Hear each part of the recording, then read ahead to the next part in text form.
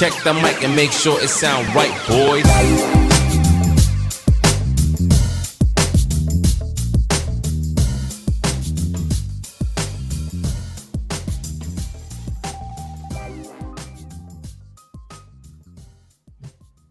Welcome one and all to the Defiant Takes Football Show. I'm Max Dean. You can find me on Twitter at @TheMaxDean. I'm here with Nick Merriam at Nick with Sports on Twitter and Kyron Samuels at Kyron Samuels. And we are here to talk about the 2023 offensive line prospects in the upcoming draft. First half of the show is going to be all about O-line, and the second half of the show, we're going to be previewing the offseason for the AFC West division. Nick is our director of draft content and scouting. How you doing today, Nick? Doing well. A little tired. Had a fun weekend just watching our dog, and she's still a little young, so she's got some energy and running around, so that was good. But a much needed kind of break to just like be at home and just like not do anything for a weekend, which was nice. Yeah, I feel that. I definitely feel that. I could use one of those any day now. Kyron is our offensive line expert and insider here at Defiant Takes Football. How you doing, Kyron? Doing good, man. Excited to talk a little bit of offensive line today. Yeah, we missed out on our film breakdown the other day, so yeah. This is our weekly dose of offensive line chat for a little bit. We also have Noah Ashley, our producer, helping out. Noah, what's up, man? How you doing today? Not much, doing well. Excited to get a week of maybe some good combine news coming out. Yeah, I've been so deep in the weeds of just working, family, and like doing all this content editing. I forgot that we're like in the combine right now. So I suppose we'll be talking about a lot of that pretty soon. A lot of the free agency news and rumors start to heat up around this time too. Mm-hmm. So there's going to be no shortage of football content. I don't know if we're going to be able to cover any XFL or USFL stuff for the near future. We need to expand the roster a little bit to do that, but that's underway as well, and people seem to be having a good time with it. All right. Good show today, long show today, so let's jump into it, man. Kyron is going to lead the way for the offensive line conversation today, and we're going to start with his top overall prospect in the 2023 draft. So, first of all, just let us know who you have first, what you see them fitting in as positionally, and then, we can talk a little bit about where they might go in the draft and where might be a good fit for them in terms of team and schematics. Well, number one, I have Peter Skoronski, tackle out of Northwestern. And I've heard he can play guard, bump inside. I've heard he can play right or left. I think he'll probably start off as a right tackle, plug and play, and I think you'll see him go pretty highly. I think he'll go top 12 picks. He'll probably be the first tackle off the board, in my opinion. I think he'll go relatively high. I think he's just one of the safest picks of the draft. He's just a good football player. He doesn't necessarily wow you, and I think like that's kind of like a misconception for first round picks. Like you have to be some like crazy dominant, like super powerful or super athletic guy. Like he just gets the job done. He's prototypical Big Ten offensive lineman. He's strong. He gets his hands on you. He doesn't lose a lot of reps. He's very smart. You don't see him overset a lot. You don't see him make any mistakes in pass and blitz pickup. He's just very solid at everything he does, and you can't put a price on that, especially at offensive line. I think he's going to go pretty highly, and I think he's pretty much the consensus number one tackle right now. There's a guy that's not even in my top 5 that I think is going to go the next after him, but I think he should be the consensus number one guy. From what I heard, I think he is. Yeah, I'm a fan. He's going to be my top offensive lineman. I think he basically summed it up. Like his game is just it's marred by just consistencies that aren't like wowing you, but there are a lot of like good like little things he does. And I think this is the position, I think defensive line to a degree too, that if you like watch a team, as long as their coaching staff has like stayed the same, you can see like how the players are being prepared and like how they're being coached. And you can kind of, what like an Ohio State offensive lineman looks like, what a Northwestern offensive lineman looks like. Skoronski to me just looks like a less athletic Rashawn Slater, which is like really good. Great Slater, yeah. Slater is like a guy that I think we had some like length concerns, and it obviously hasn't really mattered. And the thing that they do extremely well, as you mentioned, is their awareness against stunts and blitz pickup is is very high at Northwestern. They do a really good job of keeping their heads on a swivel and looking out for that kind of thing. And he is just another version of that, playing the left side. And obviously the positional versatility is going to get him drafted highly. Yeah, I think 12, 13 is his absolute floor in terms of where he'll go, because I think we can pencil in Tennessee with a tackle at this point after Taylor Lewan has been released. So there is going to be an offensive tackle that will be selected there. And then the Jets, if depending on whether they have that pick or not, I think that's a priority for them. And I think either one of those teams would be happy with that player. But if one doesn't take him, the other one surely will. All right. Who is your second offensive lineman, Kyron? My second guy is Osiris Torrance out of University of Florida. I think he's just the consistent number one interior offensive lineman right now. He's just a powerful road grader in the run game. He moves people, has a great base, doesn't get beat too much on finesse moves, quick moves. He's not a guy that you would think at his size he would give up a little bit of athleticism for that, but he doesn't. I mean, he's a capable athlete. He's really good. He gets to the second level as well as anybody in this draft on the interior. And in pass blocking, I mean, he's a stalwart there as well. He doesn't give up any sack. I think he didn't give up a sack this entire year. I think he gave up 3 or 4 pressures. And I'm not 100% sure. I didn't watch every single snap he took this year, so I don't know if I could take that, with full accountants there. But most services had him below 10 pressures this year, which is insane regardless. In the full SEC schedule, transferring up from Louisiana Lafayette to make that transition as seamlessly as he did and dominate. He didn't just make it and survive and just be another guy. He dominated, and that's why he's going to be a top 20, 25 pick, be the first interior offensive lineman off the board. And I think he's going to have if you're talking about guys who are going to have a long, successful career, Pro Bowls, all pros from this draft from offensive line, he's the guy that I would peg to have those, because I think he's going to be plug and play from day one. He's going to have a lot of reps. He's going to take his lumps like everybody does growing up, but I think he's going to be maybe Pro Bowl type level from day one, depending on where he goes, especially if he goes to a run-heavy team that's going to allow him to just get after people. He'll be fine, though. But I think he's the second best offensive lineman prospect in this draft.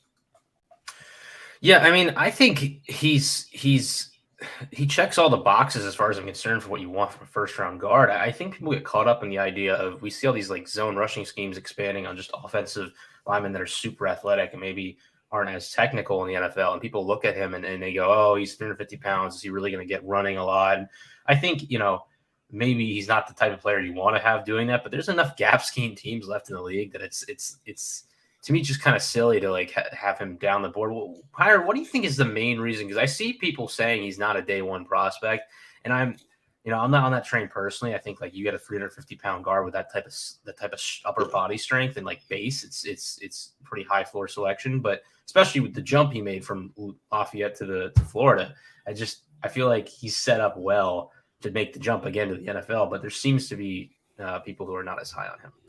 Well, yeah, I heard a lot of concerns were about his weight. I mean, 350 is pretty heavy for a guy, especially in college. But I think he quoted a lot of those concerns at the Senior Bowl when he came in. And he came in at 336 or 337, I believe. Yep. So he had already lost a significant, at least 20 pounds from what I've heard. Because I heard he was actually up to 360, 365 during the season. But the fact that he's down there already shows how hard he was working. I think he'll probably come into the combine even a little bit lighter. I wouldn't be shocked if you saw him right at 330, even maybe 320s. And I think a lot of those concerns will be quelled as we get deeper into the pre-draft process, and he does some of these meetings as well. There's no way this guy makes it out of the first round. It's just not happening.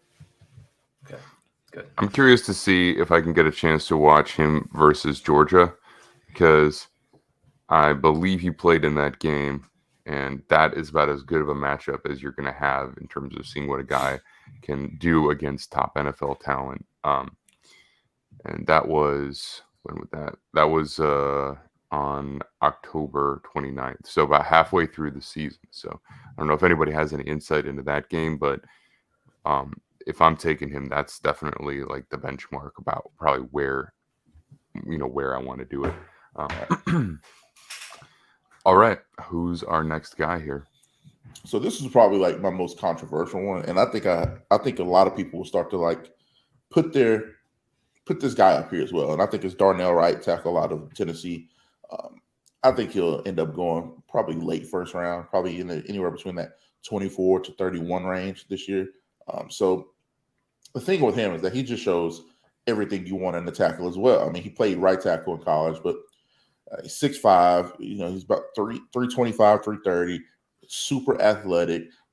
He plays with a mean streak, not consistently all the time, but that was one of the things that I saw at the Senior Bowl that I was really looking forward to. I'm like, hey, is this guy going to get after these guys in the run game? Is he going to be, very physical and pass block and finish and blocks? And even in one-on-ones and stuff like that, where guys might not necessarily always go 110% through the rep, he was finishing guys through the rep, being nasty. At point of attack drills, he was nasty. Team drills, he was nasty. So that's something that I wanted to see from him that kind of matched the athleticism. But he showed me everything I wanted to see.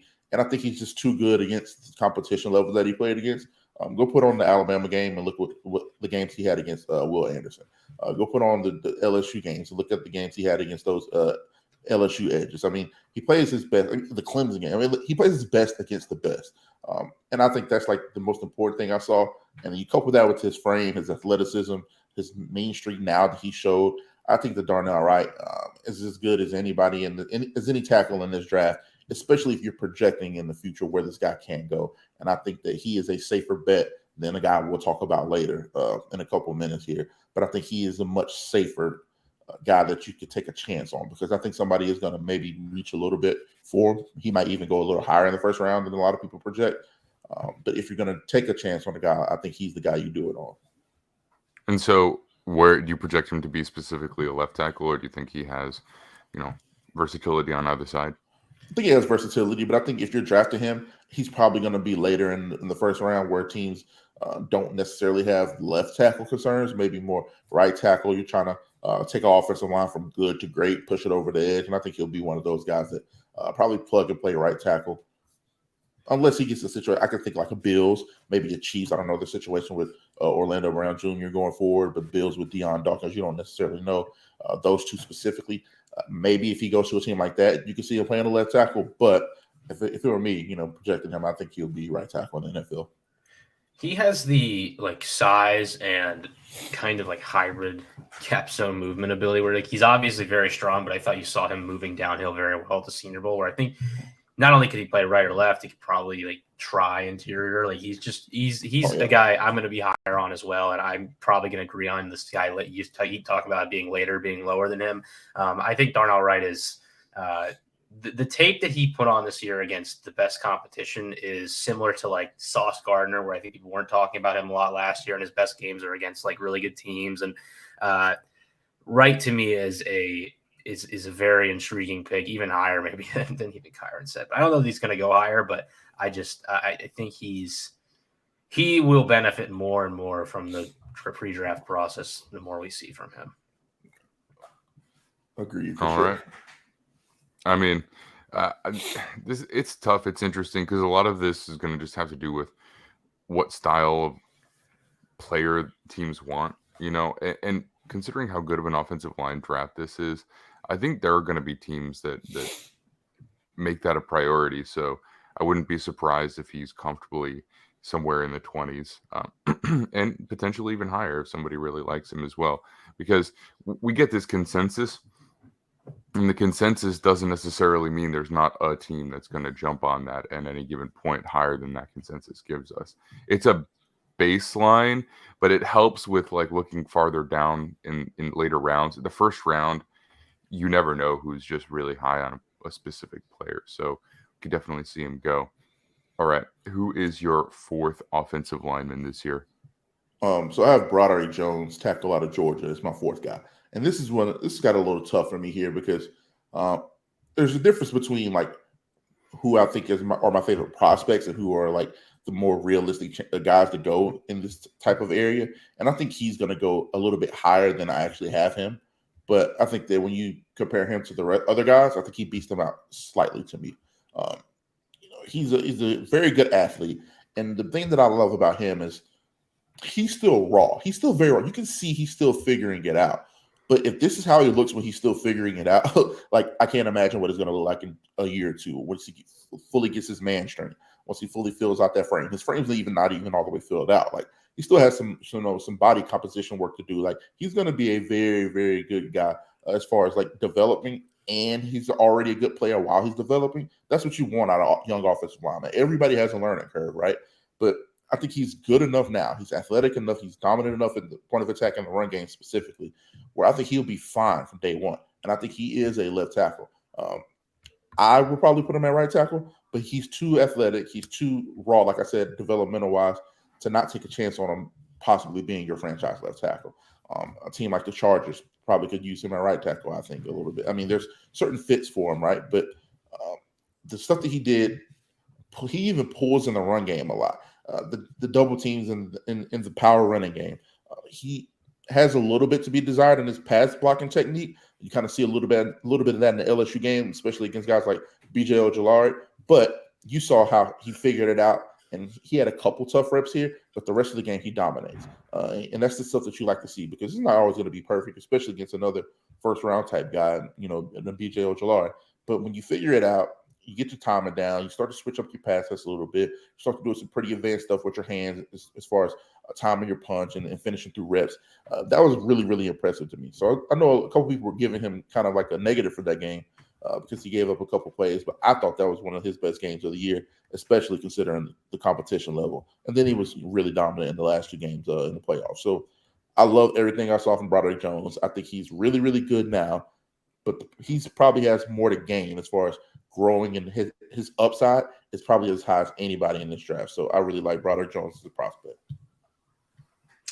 He's a guy I really think could benefit from not playing year one. And not because I don't think he can play well year one, but because I just think if you just don't have him maybe like on his ass a lot year one, he might come back year two and really show you some development and be excellent. But I think the range he's going to get drafted and he's probably going to end up playing regardless, just because he's going to be one of the first few guys off the board likely. But to step in, the thing I keep bringing up with him is like he's just poised, like coming in year one effectively as a full-time starter left tackle in the SEC, and just didn't really have any awful games. Was like pretty solid all the way through against the top competition in college football. And that speaks a lot to your ability to kind of just match competition. And again, like the NFL jump it's difficult because everything's faster, everyone's stronger. Like we've heard this before, right? And he's gonna have to do that again. And I think we've seen him be able to just kind of make it work despite not having the technical expertise yet. And as that comes along, he's gonna be a better and better player. Would you say that he is the most athletically gifted of the likely first-round offensive linemen? Probably not. I wouldn't say though. So who would you say is a better athlete? Jalen Duncan is probably by far the best athlete in the offensive line here. I know a guy, we'll talk about him in a second, but there's another guy that a lot of people like as far as athleticism. But Jalen Duncan, who possibly could go late first round, probably more likely early high day two guy, high second round, so fringe first round, but he's the best athlete of the class in my opinion. Okay, interesting. I mean, because he, just watching him here, and again, I certainly haven't done a deep dive on him, he looks pretty well cut up. Like he's the kind of guy for sure. That's what I'm seeing. I think of the first round guys, I wouldn't sleep on Darnell Wright, first of all, as an athlete. I think he's going to test well, but Paris Johnson is going high because of the athleticism. Like that's his thing right now. And that might be his one thing right now. We're going to talk about that though. Yeah. All right. Well, let's let that take us into your fifth offensive lineman in this draft. All right. So my fifth offensive lineman is also a little bit of I wouldn't call him a sleeper because he's not a sleeper, but I think I have him a little bit higher than most people, just like Darnell Wright, and that's Matthew Bergeron out of Tennessee. Another guy that I was really high on going into Senior Bowl week because he put great things on tape, and he's another guy that answered a lot of questions for me, and then even showed me a little bit more than I was even hoping to see. He's very athletic. He's another one of these guys that are great athletes, right? But he's a little bit bigger than a lot of these guys. He's a legit 320 plus. He's played right tackle. He's played left tackle. He bumped inside and played some guard at the Senior Bowl. His versatility, and he's another guy that's pretty raw. I mean, he's from Canada. I mean, he hadn't played football as long as the rest of these guys. Like for him to be as good as he is already, similar to Broderick Jones, I think he has a lot of upside. But but I think he's much more polished. He's much more refined in his pass blocking technique. He's much more refined with his footwork in the run game. He checks all the boxes. I think the thing people were kind of worried with him about is maybe a little bit of the competition level, but I thought he played good enough edges in the ACC where you got to see a little bit of that flash, man. And he went against some premium guys, even against Foskey in the Notre Dame game. I thought he got the best of that battle for sure. I think he's going to be fringe first round, and I wouldn't be shocked if after the pre-draft process, especially the combine coming up, if he does some really good things there to couple with the Senior Bowl week, I wouldn't be shocked to see him go late first round. And I think we're going to get a run on offensive lineman between like pick 20 and pick 45. I think you'll see maybe 7 or 8 offensive linemen go. And we'll talk about some more guys here in a second that aren't in my top 5, but they're for sure going in that top 45, 50 range.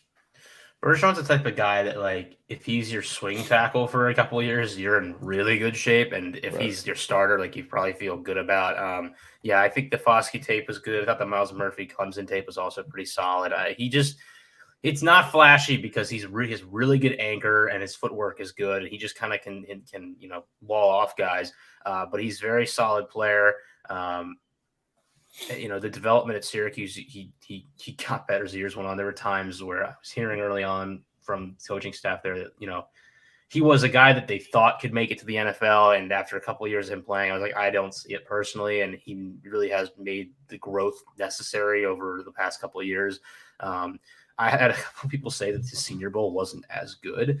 It seems like everyone we talked to down at the Senior Bowl, he was playing well, but then you hear people talk on podcasts afterwards, and they're like, "Oh, I don't know if Bergeron had a good week. Everyone said he had a good week, but I don't know if he did."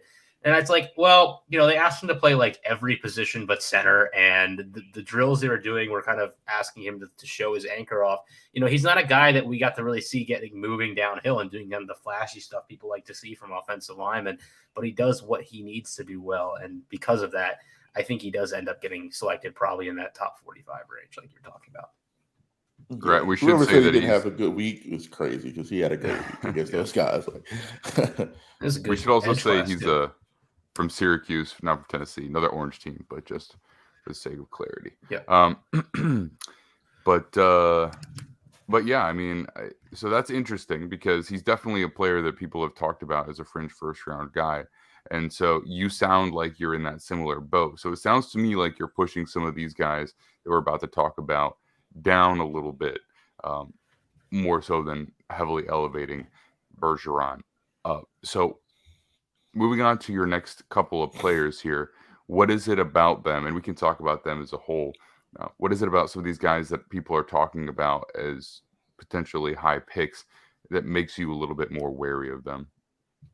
I'll just go ahead and say who they are. Paris Johnson Jr. He's a guy that I've seen mocked as high as 3. A guy that I see a lot of people have pretty consistently in the top 17, 18 prospects. And he's not consistent enough for me to put him there. He's probably the least consistent out of the group if we're talking pass protection, if we're talking, physicality in the run game, technique. I mean, everything that you think you want out of a perennial Pro Bowl type guy, he doesn't have it right now. But what he does have is a frame that you can't teach. I don't know what he's going to measure in at, but he's 6'6" and a half, 6'7", 315 pounds. He's a great athlete. I don't think he's the best, but he's one of the 3 best. Probably the second best to me after Jalen Duncan. There's no question about his athleticism, his frame, his potential, his upside. But I hate that word, especially when we're talking about drafting a guy that high. You talk about upside in the 3rd round, 4th round, 5th round to me. Like, I want a guy that I believe is going to be a day 1 starter. If I'm taking them 3rd overall or top 10 or top 15, I want a day 1 starter. I want a guy that's going to be a perennial Pro Bowler at worst. So I don't think I see that from that guy. There's nothing from him that would say that to me. I think I see some consistently good games. So you have a couple good games, and then you have 2 or 3 decent ones. Then you'll have a bad one mixed in. You'll have another good one. There's not enough consistency there for me for him, especially against the competition level. There's not a lot of great edges in the Big Ten. You have a couple guys that are pretty decent, but there's not a lot of great guys. I felt he should have dominated that. You compare him to a guy like Skoronski, and you watch him, who doesn't even do a lot of things that flashes. He doesn't do a lot of things that dominate, that pop in your eye, right? Skronsky, that is. And you compare his tape to Paris Johnson, it's just light years. And when we're talking about consistency in the effort, in the pass blocking, and in the run blocking department. So while he does have all the traits, he does have the physical tools, feels like we're talking about a quarterback now. He'll go high because of that, but I just don't think he's that right now, and I wouldn't risk a top 15 pick on the guy. Yeah, so for me, like, there's some things that ring for me with that whole discussion. I mean, I agree with you. I'm lower on Paris Johnson Jr. I think the hype for him going back to the summer, I was not on board with. I had him with like a day 2 grade during the summer. I thought he played better this year than I was hoping to see him play like really, really well. Like, people were saying, if this guy's gonna be a top 5 pick, I need him to be one of the best tackles in college football. That didn't happen. He was solid. He was a good player, but he didn't play to the level that I think people were like, oh, this is a top 10 player hoping for. And I think he's still kind of sitting up there because, to a great extent, a lot of the top players this summer that people were hoping to really break out didn't break out at all. And so we kind of just stayed up top. But in my opinion, like, I think what Skronsky has put on tape already is better. I think Broderick Jones is kind of above expectations of what I was expecting from him in his 1 year. There's some other guys we could talk about as well, Darnell Wright, obviously, in the SEC. But Johnson's thing is, like, he was the number 9 overall recruit. He's a 5-star. He's a great athlete in high school. And that hype, as I've discussed previously on this podcast, high school recruiting rankings play in the NFL draft. Like, no one talks about it, but they absolutely do with these teams. Teams look at those and go, oh, that's untapped potential. And personally, I think it's complete BS. It shouldn't actually be a thing, because if you haven't put it on tape in college, why should we expect you could do it in the NFL? But this is going to happen. And there are players lower on draft boards. There's guys like Alontae Taylor last year was a corner from Tennessee who I was not a big fan of. He went in the 2nd round because he was a 5-star athlete type recruit, or maybe he was a high 4-star, but he came in as a quarterback at Tennessee, had to change positions completely, hadn't played corner, and the Saints looked at that and go, oh, this guy's like an athletic profile in high school that never really got developed. Let's see what we can do with him. And he played decently year 1, but I don't know if he was worth, a 2nd round pick. These things happen. And Johnson's kind of having that to a greater extent this year, where people are kind of buying into what he can be, where he's shown like 1 good year-ish at guard and 1, again, like above average-ish year at tackle, where people are thinking, year 2, this guy develops, he could be your long-term excellent left tackle if it really goes well. And I think his tape was probably better than a Jalen Duncan's, but, how do you balance the athleticism argument where I guess Duncan's is better than his, but maybe not to an extent where that really, like, I would have Johnson higher than Duncan on my board. I think both of them, you need some time. But the other thing that I would turn around that I don't necessarily agree with the Kyron here is that, to me, I think there's like 7 or 6 players in this class that I really feel comfortable playing day 1. So like all of these tackles, to me, I'm like looking at their projections and going, how are they going to help me week 1, 2 years into their career? And for Johnson, that jump is you're expecting to be high. The issue is the team that's selecting Johnson is going to play him year 1. Yeah. There's no learning curve anymore, to be honest, especially with 1st, 2nd, even 3rd round guys.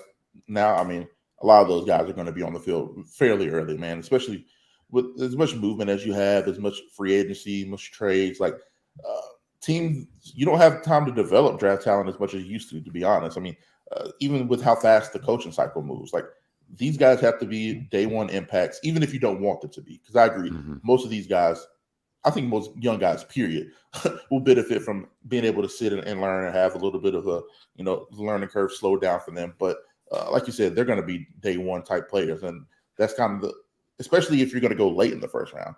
If you're going to go early, they expect you to be day 1. If you're going to go late, they expect you to be day 1. So it's a very tricky process here, but which is why I don't want to go for upside. I don't want to go for potential. I want to go for guys that I believe will be able to survive right now. And I think that's why my top 5 looks the way it does. I think those guys are the ones that will be able to be consistent enough with their technique and have enough blend between athleticism and power to survive day 1. And those would be the guys that I would want to do that.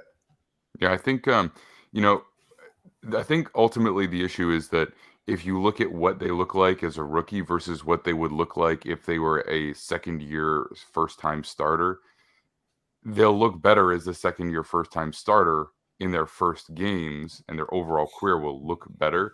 But ultimately, does playing their rookie year help them more in the 2nd year than sitting? And I think that's one of the reasons that they're pushed to play, is because, they'll look worse in their first games that they're actually on the field, but they'll have more experience. They'll know what it's like to go up against the physicality and play in games. So it's not just we need you to play now. I think that does probably speed up the process a little bit for them ultimately. And I'll also say I think that's the idea with quarterbacks that teams have bought into a lot. But the difference between that is that you can kind of potentially jack up a quarterback's career by playing him too early because there's so much that goes into it. Offensive line, I think if you're going to be good, eventually you're going to be good as long as you have coaching. So that first year, even if it's a little ugly, it does probably move that pace along for you a little bit. Does that sound reasonable to you? I mean, yeah. So I think that's should be the realistic take. But then you see a guy like a Rashawn Slater. You see guys like, even more recently, Quentin Nelson. I mean, there's a lot of young guys that have come in day one and had such success that these kind of expecting those guys to do a lot of the same now. Mm-hmm. You even look at Elijah Vera Tucker, for example. He's a guy that I thought had really, really good success his first 2 years. I mean, there's a lot of guys that are starting to make the Creed Humphrey. I mean, Trey Smith. I can keep going on. Now, I think there's so many guys that have made the transition early. The expectation is just higher than ever. So everybody's reaching for that. So it's a tricky situation. I think there's a good balance here where you should have a learning curve. You should be like, hey, to give this guy some time. Like you said, coaching 1,000% matters for offensive linemen, probably more than most other positions outside of quarterback. I would love for these guys to have a little bit more development time, but I just don't see it happening because of the young guys' success and because of how salary cap works, and you need these younger guys to be impact guys from day one. So hopefully these guys do get that opportunity, but those are very few and far between now. So let's talk about some of these other guys.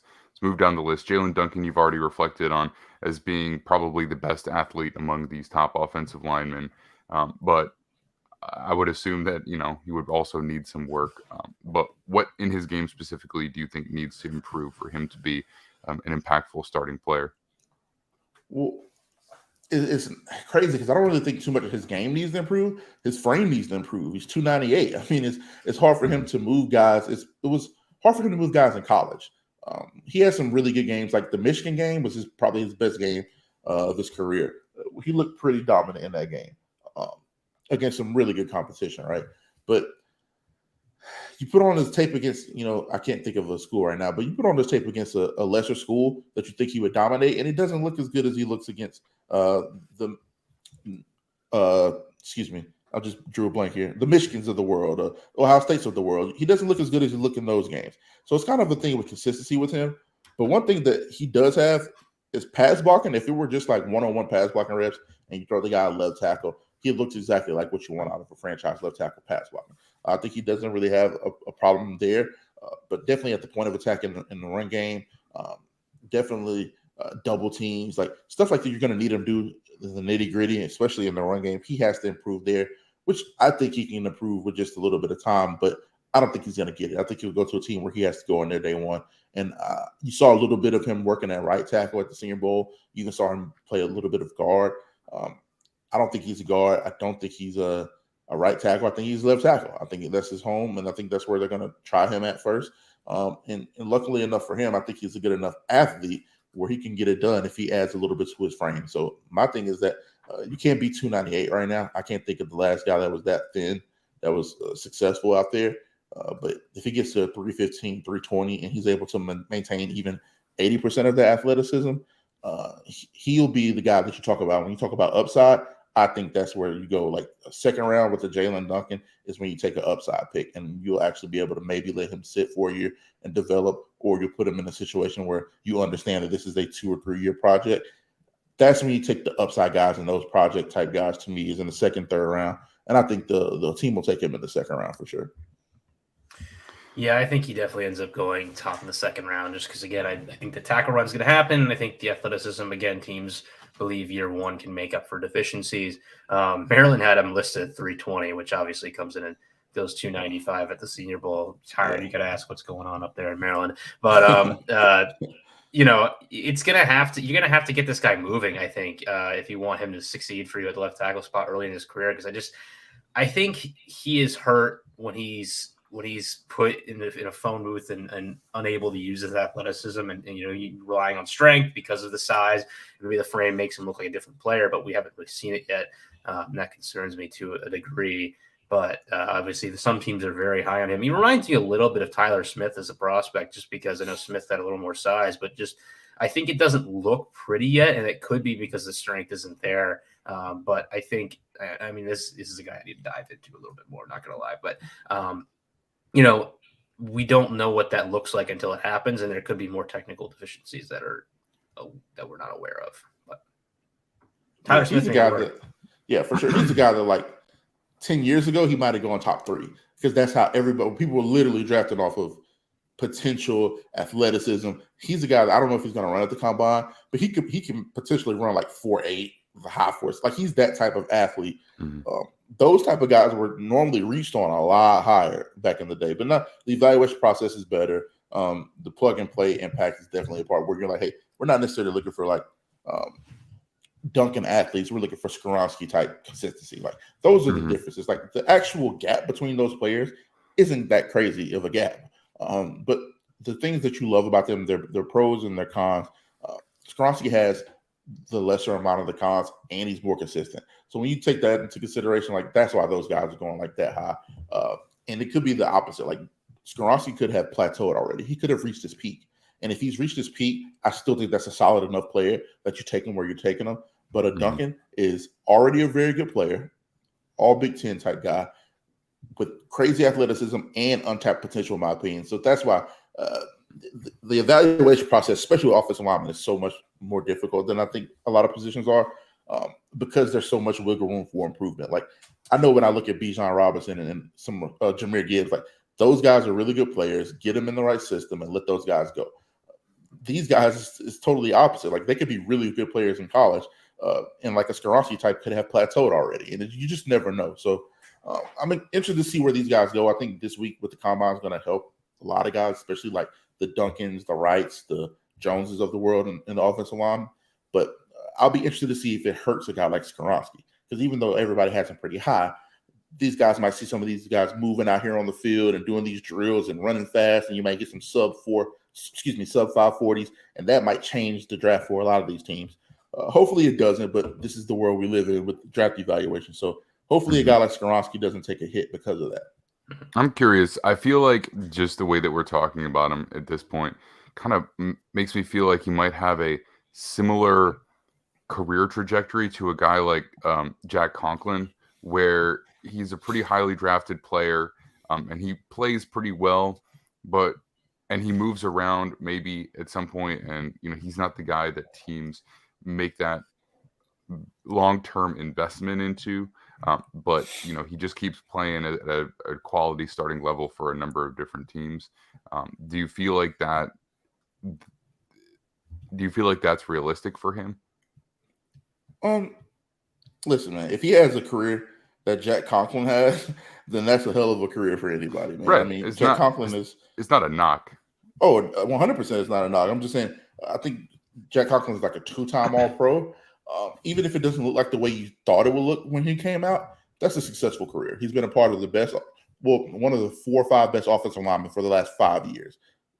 Offensive line units. He's been a part of that. He's been a big key to that. And when he's been healthy, he's been a really good football player no matter where they played him. So if he has a career like that, I know you weren't saying it as a knock, but I think some people might take it that way.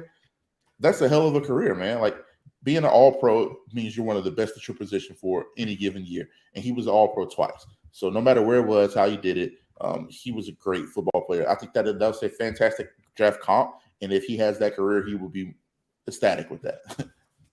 Yeah, no, I feel the same. It's more just about like, he might not have those physical traits that encourage a team to make him the highest paid tackle in the league once his contract runs out. He might end up going somewhere else, but he'll be a long-term, high-quality starting offensive lineman. I think that's sort of the way that I'm trying to present it. Nick, do you want to say something about Skoronski before we touch on these last 2 guys? No, I like the comp. That's all. Okay. Cool. All right. So then we've got John Michael Schmitz and we've got Cody Mock. Let's just touch on these guys quick, and then we can move on to the AFC West preview here. Yeah, I mean, John Michael Schmitz, it's not a whole bunch to talk about here. Center out of Minnesota, very good football player. I mean, he's what you want out of a center. He's smart, he's nasty, very good technique, strange through blocks. It's one of the things you'll notice when you watch him play. A lot of guys, and it's something that I think that you can teach, but a lot of guys either have it or they don't. He strains through blocks. So what he might be lacking in athleticism or natural power, he makes up with an effort all the time. I fondly remember a rep in the Senior Bowl where he's in a one-on-one pod, and they have the defensive line shaded to his left. It's a drill that kind of cheats for the defensive lineman, and it makes you strain the block. And he did a great job of cutting off DJ Dale, clamping off his outside arm, and just straining through the block. So where it looked like he initially was losing the rep, he finished so strong, and he ends up taking the guy, 3 yards down the line of scrimmage. Those are the type of reps that you get in game with him as well. He does some really good stuff pulling as well. I think that's a very valuable asset because not all centers are capable of doing it. He does a good job in that aspect, and he's a solid pass blocker. I think if you talk about center prospects, he's probably the consistent number one center right now. I've heard a lot of teams actually, talk about Emil Ekiyor going in the center after what he did that week, which I think will be great. He looked pretty fantastic there. But as far as right now, I mean, listen, John Michael Schmitz is a guy like the Texans could use a John Michael Schmitz. Like if you get him and pair him next to Kenyon Green, who can use a little bit, I think he'll make a year 2 jump. Kenyon Green, that is. If you compare him next to a young guy like that, you can have the interior of your offense line set for years to come. So I think John Michael Schmitz is going to go in that 45, 50 range as well. I wouldn't be shocked if he went late first round. I think he's a hell of a football player. And I think what you see is what you get with that kid. Cool. I like it. Yeah. Go ahead. Just a part of a very good running offense, too, that was consistently good as long as he was there. Minnesota obviously runs just zone nonstop, and he was, for a guy who's not a superior athlete, looked very fluid in that system. So that's a good sign to me. All right. And that's it for the offensive. Yeah, sorry, Cody Mauch. No, as far as Cody Mauch, I want to give him a shout out because I think he's probably the most versatile offensive lineman here. And I think that's why you could see him go late first round. I mean, I've seen him late first round, early second round. But anywhere in that range that we've talked about, that 20 to 45 range, you'll see a guy like him go, and he can play where you need him to play. I think he's primarily going to be a right tackle or a guard, but I wouldn't be shocked if a team throws him out there left tackle, especially like he looks like a Buffalo Bill to me. Like if Buffalo Bills takes a guy like him and try to put him at left tackle and see how he works, because that's the type of team that you could do it with, right? Josh Allen's a uber athlete. You have good guys on the outside where you can get the ball out a little bit quicker than most teams, and Josh Allen can extend plays. I think he's a guy that you can probably take and play a left tackle there, but he can play where you need him to play, and I think he's only going to get better as well, man. He's still relatively raw playing at left tackle. He's only done it for 3 years now, so he's only going to get better playing football. He's only going to fill out his frame a little bit more depending on where he's going to play. So Cody is a guy that I think has great value because of his versatility and his mean streak that he plays with. So you kind of touched on a couple of times the Bills needing a left tackle. Is there something that you've been hearing, or is this just straight up your opinion that they need to improve from Deion Dawkins? Well, it's something I've been hearing that at the prices they have him at, it's not terrible, especially for a left tackle, but it's something that I've heard they maybe try to clear some space, move around a little bit. And if they do, this will be the draft to do it in, or this will be the time to do it because there's 8-9 tackles that potentially can be there for you. I don't know if they're starting franchise left tackles, but they could be good enough to where you don't lose sleep over a guy like Deion Dawkins, who I think is a good football player for sure. But I think they were expecting him to be a great one. Yeah. And again, you are taking a significant price cut when you're looking at the back of the first round or even a trade back in top of the second round type player. So if you feel like he can be a viable option for you, then it's not the biggest drop off in the world. And you do need to save some money. They're kind of deep in that expenditure column right now, but interesting. So we'll be talking about that more coming up as well. But yeah, we saw Mauch at the Senior Bowl. He played tackle college, but we saw him all over the place, and I think he held up pretty well, which is, on short notice, a pretty impressive thing. Nick, you want to say anything about Mauch before we hit the AFC West here? No, I think we touched on all of it. I actually was wondering if I could ask Kyron about a couple of other guys that I just have had on my radar, and I'm just wondering about if he's seen them play, if we have time. Let's do it. All right. I haven't heard you talk about Anton Harrison yet. He's a guy that is high on some people's radars. I think his film, it's kind of one-sided. Like, he has good pass pros on film, but he's a Big 12 tackle, and I don't know how much run game they're really getting, and I don't know what edge players are going against. Just what are your thoughts on him? I mean, you said it right there. I'm not nearly as high on him as everybody else, but he's another guy that has like physical attributes. I mean, he has great size. He's a very good athlete, and he looks good on tape. Like, you watch his tape, there's nothing to be desired there if you're just watching it as a blanket, right? But when you talk about point of attack in the run game, you talk about the level of competition that he went up against. You talk about being able to get into those double teams and being able to have reading recognition in the run game as opposed to the pass game. I don't think he has any of that so far. That doesn't mean that he can't do it because he wasn't asked to do it, but that's what we have to go off of. That's what we see on tape. So while he is a good athlete, and I see a lot of people have him as high as like OT3, some people have him, I see him a lot at OT4. I don't have him nearly that high over guys that I've seen do it against much better competition, much more balanced, and in much more balanced offenses. Even a guy like Darnell Wright, Tennessee threw the ball a ton, right? They led the NCAA in total offense, but they also ran the ball a lot. You saw a lot of power run game stuff from Darnell Wright. You saw a lot of one-on-one blocks at the point of attack from Darnell Wright. So you didn't see a lot of that from Anton. So while I do like him, I don't love him. And Darnell also has a build that I feel like just will work in the run game regardless. Like, just get that guy moving a little bit. And then some people had this guy as a number 1 overall prospect last year. I was never on that train. He was an undersized tackle. He gets injured, comes back. I charted Washington's games this year, and Jackson Kirkland just pops up as a 330-pound left guard this year. And is kind of a guy that I think is floating around late rounds as one of these like tackle guard prospects. I don't know if you dived into his tape at all. Maybe you did last year. For a guy like that who has kind of had draft hype, didn't play as well as, got torched by Aiden Hutchinson in that Michigan game last year, gets injured. What do you think is the process for him to reappear on people's radars? I don't think there is anything he can do at this point. Like, just being honest, I mean, he doesn't have – he's not a freak athlete. He's not going to go to the combine, like run a 4.8 and then like make people go back and look at tape and like think, well, oh, what did we miss? He's not going to do that. He's not going to like, a freak athlete in these combine drills where he's turning his hips. He's just what you see is what you get with him. I think he's a developmental guy that you can kind of lean on. I think guard is a spot for him. I think he'll be a guard. I think he'll need to go to a gap scheme team where he can get behind his pads. And the thing is with him is that you can't teach size.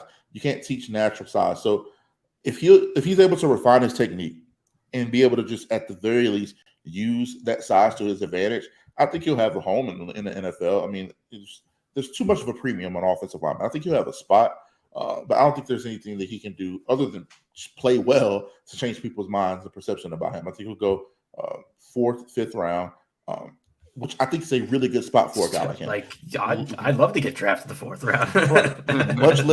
much less expectation, much less expectation, yeah, and much less day one play now for him. If he's your swing guy in the middle, I think that's a good place for him. And I'm not out on the guy. I mean, we've seen 4th round picks turn into really good football players. We've seen 5th round picks turn into starters. I mean, Bradley Bozeman is a guy who went, I believe, 5th round, and now he's one of the better interior offensive linemen in the NFL. Isaac Seumalo, he went a little bit later in the draft. I mean, there's plenty of guys who've done it and figured it out. So I wouldn't count them out. But if you're talking about taking them a little bit higher and what you can do to change perceptions now, I don't think there is much. Okay. Yeah. And that's around what you're saying is around where his consensus is.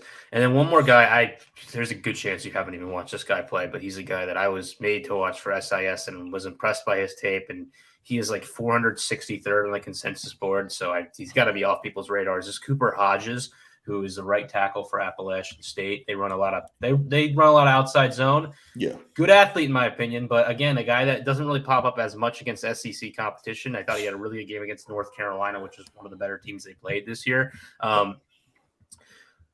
I think the projection for a guy like that is interesting because when you watch guys who primarily play outside zone, he has the size. He looks like he's about 6'5", 310, and he can run, right?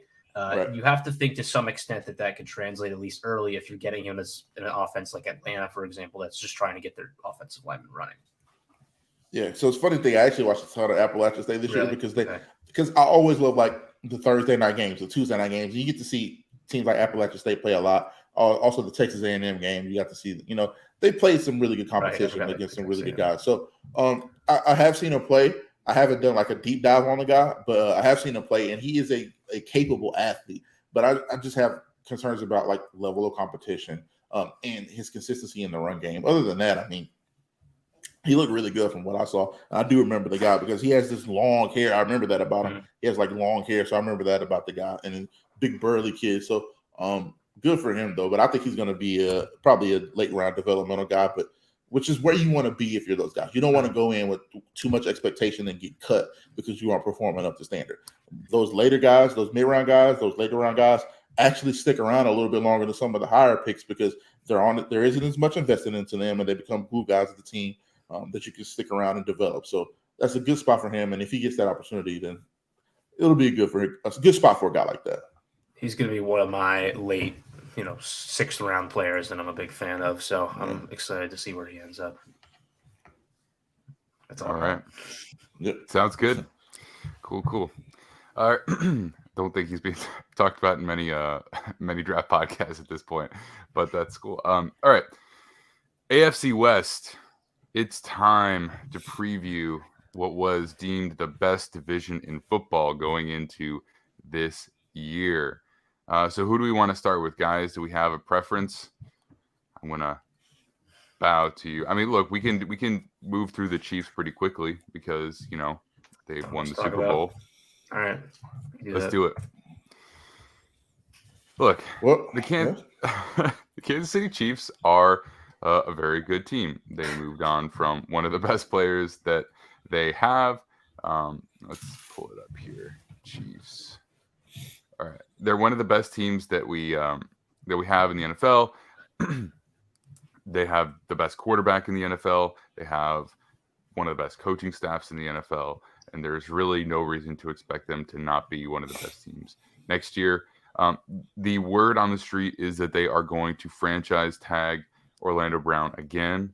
So that doesn't mean that he might not be traded ultimately, but I think they just deemed him too valuable of a player to just let walk in free agency. And I know that they are a little bit distant on terms of annual value, and that might be a long-term issue. But I think that the way that the Chiefs are set up, they don't necessarily have to stress about not having that locked down for multiple years. And so, if they decide to franchise tag him, and then they're in the back end of that draft of the first round, and then they can draft a tackle there. So I think what potentially could be their biggest need is probably not particularly stressful to them. They don't have a ton of space. They can make that work, and they've got a good number of picks there to add to the team. So I'm going to throw it to you first, Nick. What is your take on the Chiefs this offseason, and what are your expectations for them to try and improve? Well, I actually think tackle is going to be I have obviously listed as like their first need. And even if Orlando Brown is back, I still think it's a position they really need to address this offseason with some sort of, I wouldn't be surprised if they go first round, they take a right tackle or a guy that can develop in a left side player because, first of all, I think they can upgrade on Andrew Wiley on the right side. Wiley's like a fine player, but I think they could get better. That's like one position. And I generally think of the offensive line group as a group that you're usually as good as your weakest link. And Andrew Wiley is probably the weakest link on this offensive line. Not a bad thing, but if he's your guy off the bench, you feel better about that. We've talked about in the past how I think teams like Kansas City that are paying a ton of money to their quarterback, their goal needs to be kind of tread water at all these position groups so that you don't have strengths at, and then have a position group you can really lean on. For them, it's been their offensive line. It effectively was their most – it's the reason they won the Super Bowl, right, was their ability to hold up against the Eagles' pass rush and run the ball, kind of made up for the fact that Patrick Mahomes was not as mobile as normal, although he had some key scrambles regardless because he's Patrick Mahomes. Left side, Orlando Brown, you tag him, I would expect he's not going to be here next year. So also just not a bad idea to have a guy in the pipeline who you think can start at left tackle next year. This is what the Eagles do, right? They continue to add to the trenches to make sure when they have guys leave or retire that there's someone ready to step in. Kansas City, I think, with how much they've leaned on this unit, especially like this is their best unit outside of quarterback just a position quarterback. They need to make sure that it is shored up for the next couple of years. I would make sure that you're investing in tackle this offseason. Yeah, I 100% agree with you. I don't think they have a ton of needs. The good thing with them is they have a ton of picks, and then they're a couple moves away from having a ton of money. So they'll be fine. I think they'll be able to address it. I'll be interested to see what they do with Darian Kennard, though, a kid out of Kentucky from last year. They took him in the second round. He's one of the guys that a lot of people were very high on. So he's had a year to sit. He's had a year to learn. I'll be interested to see if they move on from Andrew Wiley, or if Wiley gets another deal somewhere and they're able to plug a guy like that in and let him go ahead and start, or they might consider moving him. I have no idea what they want to do with him because I've heard nothing about him since they drafted him. All I know is that he was very high on a lot of people's boards, and he was a second-round pick. So it'll be interesting to see what they do with him. But other than that, I don't think that they have a ton of needs outside of offensive tackle. I think they could use some corner help. Everybody can use corner and DB help, right? You can never have too many of those guys. But other than that, I don't think they have a ton of needs. We'll see what they do going forward in the draft and what they do with some of these guys, and they may be either traded or they won't be able to bring back through free agency. But they're in a good spot. The core of the team's intact. They have one of the best coaches in the NFL history. They have a GM who's been capable and willing to make moves to help them out, and they've always retooled very well. So I don't have many concerns about them. I will say that Kennard went in the 5th round. He was a guy who was getting some second round buzz. He was, for sure, as a guard. I think people thought of that he might be a guard going into the NFL and possibly worthy of a second round pick there. But it looks like after taking him in the 5th round, they have him at tackle. But that might be their answer at right tackle because there's some upside there. And then even if you keep Orlando Brown, you can draft one of these guys late in the 1st if you want him to play left tackle. And as long as you got that guy, you can always either trade Brown or rescind the franchise tag if you really, really want to and get cheaper that way. So, I mean, I think that tackle high in this draft is still a real possibility, even with the guys that they currently have slated to be on the roster. So we'll see about that. Defensive line, obviously they've got Chris Jones. They spent a 1st-round pick on the Purdue kid last year, Karlaftis. And so he's their edge guy. And Frank Clark's a guy that still has made plays in the playoffs, but ultimately is probably going to be the guy they move on from at some point just to get less expensive. So I could see them wanting to add another edge player. Wide receiver, they could add some more upside. They've got kind of a interesting nucleus of players there that'll always be led by Kelsey as a receiver. So none of those needs are dire, but they're just things that we could expect to see them add anywhere in the early to mid rounds to improve the depth, I think. Yep. I think they're closer to building the D-line just into like a good unit than they are the secondary. The secondary is fine. Like I really don't think it's like a dire that they upgraded there either. But, either of those units they could add pieces to. Wide receiver, I think, Juju's probably going to be a free agent. I don't know if he leaves or not, but they're going to have to add a guy who can play on the outside a little bit. Whether that's, cheap in the draft or re-signing him or re-signing someone else, I don't know. But it's a unit that they obviously got cheaper at by releasing Tyreek Hill, and they were smart last offseason. They added like 3 or 4 bodies to try and shore it up. So they might have to toy with it just to make sure it's good again this year. But really, ultimately, this roster is propped up a lot by Patrick Mahomes. They just need to make sure nothing is a disaster. And they've got good players just kind of all over the place. I mean, they've got legitimate corner play. I mean, do they have the best corner in the league? No, they don't. But when you're playing with the lead so often, sometimes that's not as big of a deal. They've got good linebacker play overall. They've got good defensive line play. And on the offense, good offensive line and great quarterback. So your biggest offseason storyline for the Kansas City Chiefs reflects a lateral move made by Eric Bieniemy to the Washington Commanders. And so how much of a big deal is that? I mean, I think everybody knows the impact that Andy Reid has, but is there any kind of loss of fluidity in that play calling structure that they have there? I mean, what do you think, Nick? I don't think so, but so this is a thing that we're not going to find out until week 1, right? Like, how much does the creativity offense in terms of tying in the pass game to the run game rely on the enemy working with Andy Reid? Andy Reid obviously does a lot of it on his own, but does the dynamic change at all when you have Matt Nagy now as your offensive coordinator, which it looks like it's going to be, right? Or has been hired yet? I don't know. But Yeah, he's been officially hired. Okay, so it's going to be Matt Nagy. And Nagy, I think, is capable play designer as well, but it's probably going to look a little different. And just, I don't, if there's a way that this offense has any drop off whatsoever, I think that's the biggest threat to them, is the fact that they are just moving in a different direction with coordinators, and even from like a personal level. Just when you hear about how these players talk about how much Bieniemy pushes them like week to week and gets them going, and is really like a guy who upholds a standard for them, does that look different? And with Mahomes, you would expect probably not, but maybe with some of these younger players, perhaps. They're ultimately still a team I'm going to predict to be like the number 1 seed in the AFC. But if they are a team that if they have a season like they did 2 years ago where they only win like 12 games, oh no, and they have like a month where we're like, what's up with the Chiefs offense? Are they going to fix it? And yes, they are, but it might take a little bit. It'll be this. No, I agree with you. I don't really have too much to add there. I mean, Airbnb is a guy that's instrumental. I mean, you've heard some of the rumors, like Shady McCoy, what he said on the first show, whatever it's called. But you've heard Andy Reid, Patrick Mahomes, Travis Kelce. You've heard the guys that are in the room every day, the guys that are most important, the guys that aren't disgruntled players that got cut or benched by the guy, say how instrumental and important he is to their offense and what he does. If you watch the games on the sideline, Patrick Mahomes doesn't talk to Andy Reid. He goes and sits down with Eric Bieniemy, and they're the ones that are going through plays. They're the ones that are on the outlook pad, and they're the ones that are game planning and making adjustments.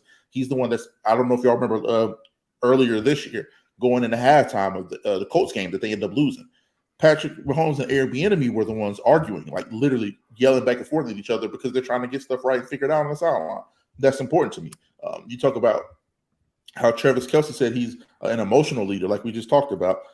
He gets the guys going. Andy Reid's much more of a chill, sensei type of guy. He's much more of a fatherly type, lovable guy. Eric Bieniemy's the fire behind those guys. So I think something like that could affect them. But the roster is the roster. The system's the system. We've seen it work in multiple settings with multiple coaches. While I do think his importance can't be understated, especially when you think about like the biggest play in that Super Bowl game was a play that he noticed on film from the Jags, and he called, and Patrick Mahomes said that, without that play, they don't win, all that good stuff. I think they'll be fine, but I think his presence will be missed more than his on-field play calling, and the stuff he does in the media rooms will be missed. I think his presence will be missed more. All right, interesting. I mean, I think, you don't want to downplay his importance, but at the same time, it's just hard to imagine this team not just chugging along with the infrastructure that they have in place. So I think the question is legitimate, but the answer in terms of the Chiefs' outlook probably is not changing a whole heck of a lot. My question would be, what question do you ask if this isn't the one? Because I write these, so this is the one I can come up with. Yeah, no, I feel you, and I'm not trying to shrug off the question, but because I think it's fair. It's just I think it's one of those things where it's like, on some level, were there really good coordinators for the Patriots on defense? Yeah, but when you had Belichick and you had Gerard Mayo and you had or Dante Hightower, and you got these guys that or Stephon Gilmore, like is that defense going to drop off? No, probably not. Ultimately, and I think that's just kind of what we see here.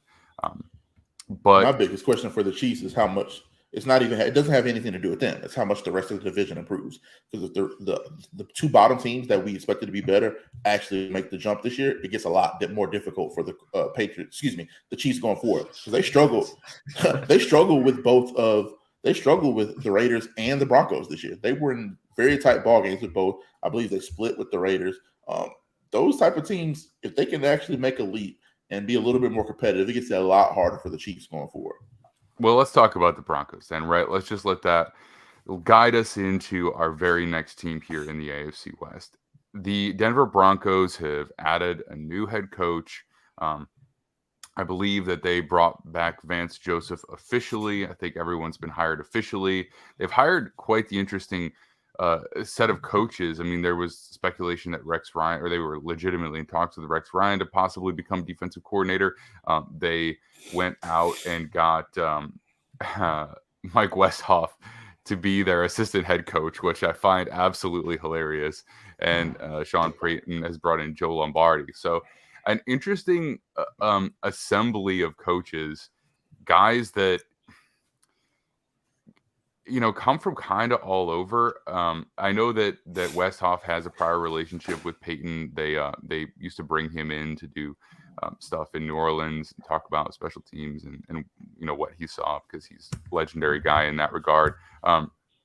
And bringing back Vance Joseph to a team that he was once the head coach of is interesting.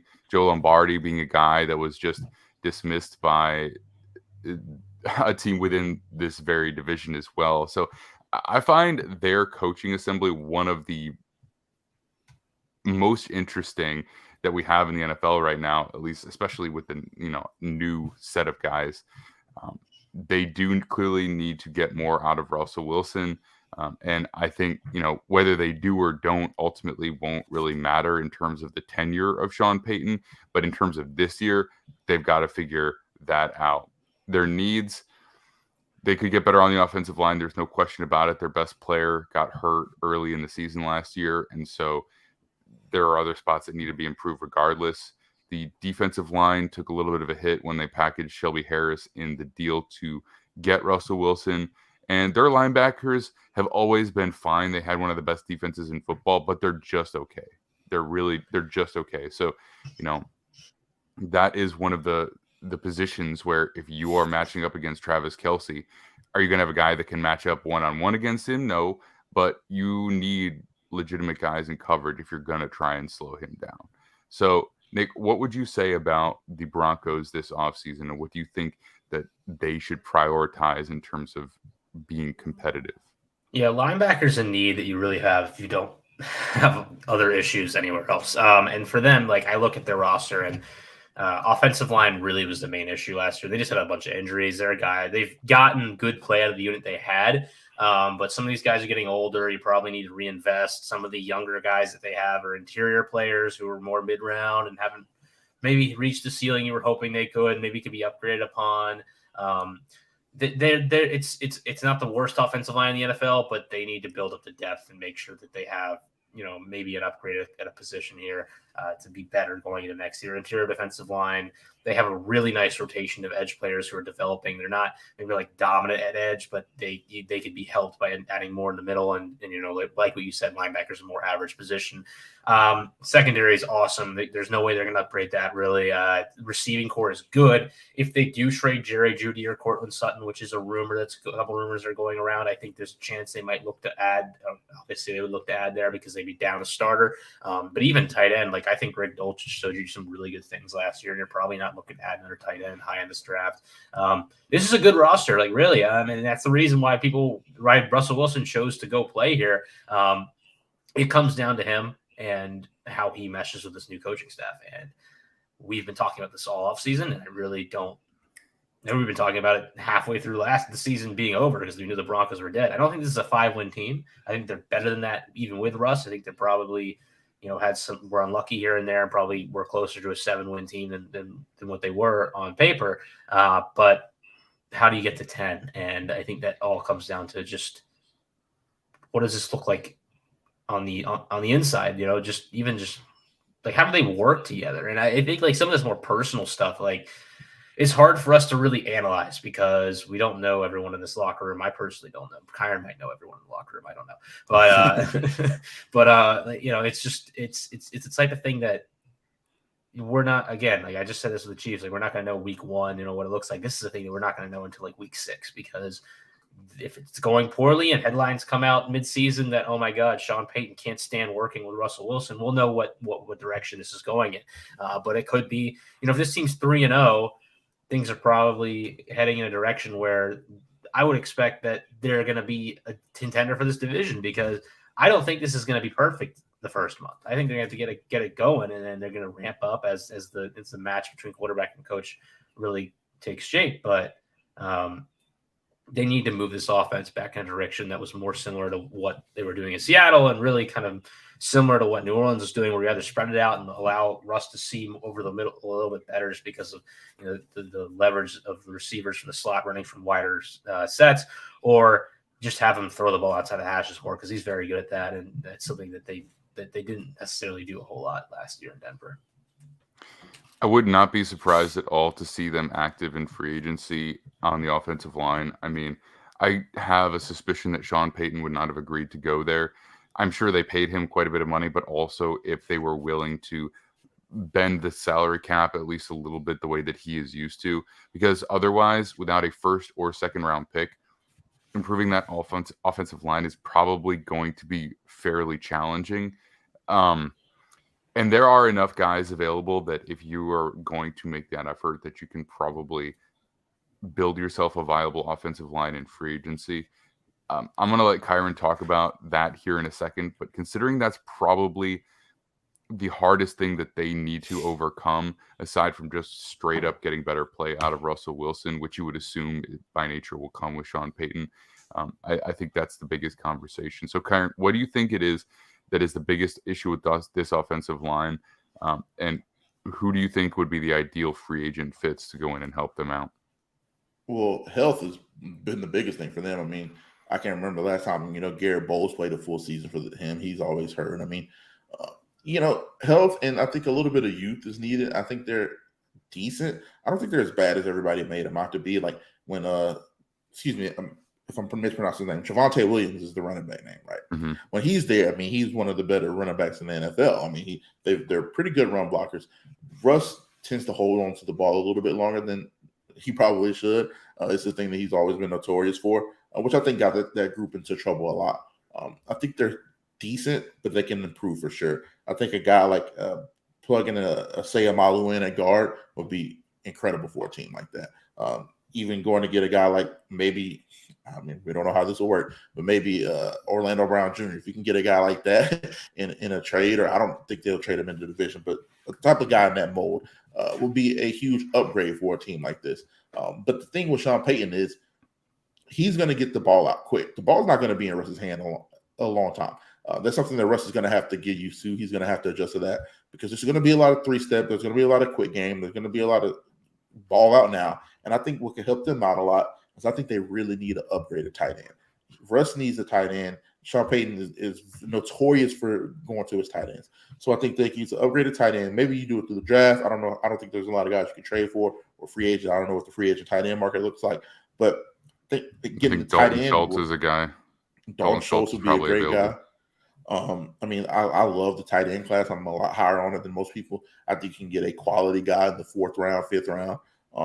I mean, a Sam Laporta type guy that can block. He'll be a good inline blocker, and he's decent enough catching the ball where you have to respect him in, the passing game. I think if we're talking cheap options, because I don't think they have a lot of money. If we're talking cheap options, that would be a type of guy that you can get later in the draft that could really help balance things out for the offensive line in the run game and give him a little bit of give Russ an outlet in the pass game where he can get the ball out a little bit quicker because they're not going to be able to build the best offensive line of football. They're not going to have like a Chiefs type turnaround. But what they can do is they can make little tweaks here and there and upgrade other positions that in turn upgrade the offensive line by default. So I think they're in a decent spot. I think the Broncos will be a lot better this year. I don't think we've ever seen a bad Sean Payton football team. So I wouldn't expect any of what we saw last year. And they were the record wasn't great, but they were in most of those football games. Those are close football games down to the wire for a lot of those that could have gone either way. So I think they'll be fine. I think they'll get better. Are they going to be good enough to be taken seriously as a threat? Probably not, but I think they'll be 9-8, maybe even a 10-7 type year. I think they'll be good enough. And Sean Payton's a good enough coach where I respect him enough. And Vance Joseph's done a damn good job on just being a defense coordinator when he's the guy on the other side of the ball. I think they have a very good system right now, very good balance as far as leadership, and they'll be able to make a jump. I don't think that there is really any reason aside from injuries, which you could never predict, as to why that defense won't be really, really good next year. Maybe not necessarily number one, but I don't think you would expect a drop off there. That's going to keep them in games. And then I think you look at Sean Payton as a coach and you would expect him to keep them in games. And ultimately, once you get to the playoffs, probably going to be hard for them to compete with some of the other elite teams, but there's little doubt in my mind that we'll see an improvement on this. Nick, anything else on the Broncos here? Yeah, I mean, the defense is really good. You're hoping for it to be a top 10 unit. I think that's what any good defense should, because it's probably not going to get to the degree statistically what they had last year. Last year, I would argue that they were the best defense in football. I think they were unbelievable last year. And just given the context of like how bad the offense was and how often they went 3 and out, I think like what they did last year was just unbelievable. If you can get anything close to that, like they're in a really good spot. Yeah. All right. One last thing I'll say about the Broncos. I think they could upgrade the wide receiver room. They have talent. I think the fit is terrible. So there's a lot of money and there's a poor fit in that wide receiver room, especially with a guy like Sean Payton coming in. I think they could actually move a couple. I don't know how you do it or who you move, but I don't think Jerry Jeudy's going anywhere. If I had to say a guy that's probably going to stay, I think it'll probably be him. But I think they have a ton of talent and a lot of money in that room, but it's a very poor fit. And I think you saw a lot of that last year. Yeah, I think that's fair. I mean, the injuries that they had were also, made it challenging. They have a kind of a diverse group of guys, but I'm not sure how it all comes together. I mean, they've got their speedy slot guy. They've got their, Jeudy, who's supposed to be able to do everything. They've got 2 big body guys. I think there was a lot of talk about them moving Tim Patrick into the slot last year. I never really understood that. We never got to see it happen, so maybe there was legitimacy to it, but I didn't really see that as his skill set. You know what I mean? And then it also kind of puts KJ Hamler in a position where he's not really being utilized either. And I don't know. I mean,